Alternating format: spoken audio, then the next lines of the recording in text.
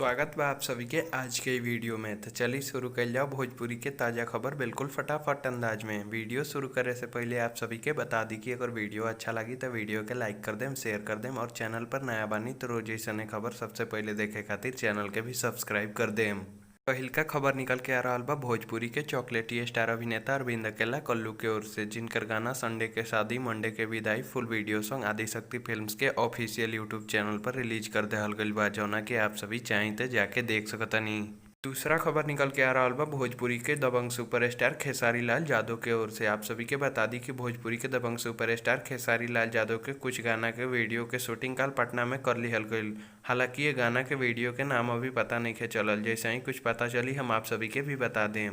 तीसरा खबर निकल के आ रहा बा अंकुश राजा के ओर से, जिनकर गाना काहे केहू पागल कही हमरा सवांग के full audio song World Wide Records Bhojpuri के ऑफिशियल यूट्यूब चैनल पर रिलीज कर देहल गइल बा, जौना कि आप सभी चाहें तो जाके सुन सकतनी। चौथा खबर निकल के आ रहा बा गुंजन सिंह के ओर से, जिनकर गाना गेरुआ रंग के सड़िया full audio song Speed Records Bhojpuri के ऑफिशियल यूट्यूब चैनल पर रिलीज कर देहल गइल बा, जौना कि आप सभी चाहें तो जाके सुन सकतनी। पांचवा खबर निकल के आ रहा बा भोजपुरी के सुपरहिट गायक व अभिनेता प्रमोद प्रेमी यादव के ओर से, जिनकर गाना माचिस 12 गौरा full audio song Wave Music Bhojpuri के ऑफिशियल यूट्यूब चैनल पर रिलीज कर देहल गइल बा, जौना कि आप सभी चाहें तो जाके देख सकतनी। छठा खबर निकल के आ रहा बा भोजपुरी के पावर स्टार पवन सिंह के ओर से, जे कि अपना नया गाना ला अपन बाल के लुक चेंज करावत नजर अले, जौना के कुछ तस्वीर आप लोग स्क्रीन पर देख सकतनी। हालांकि गाना के अभी नाम के कुछ खुलासा नहीं है भइल, जैसे ही कुछ पता चली हम आप सभी के बता दें। सातवां खबर निकल के आ रहा बा रानी चटर्जी के ओर से, जिनकर फिल्म छोटकी ठकुराइन के फुल मूवी वेब म्यूजिक भोजपुरी के ऑफिशियल यूट्यूब चैनल पर रिलीज कर देहल गइल बा, जौना के आप सभी चाहें तो जाके देख सकतनी।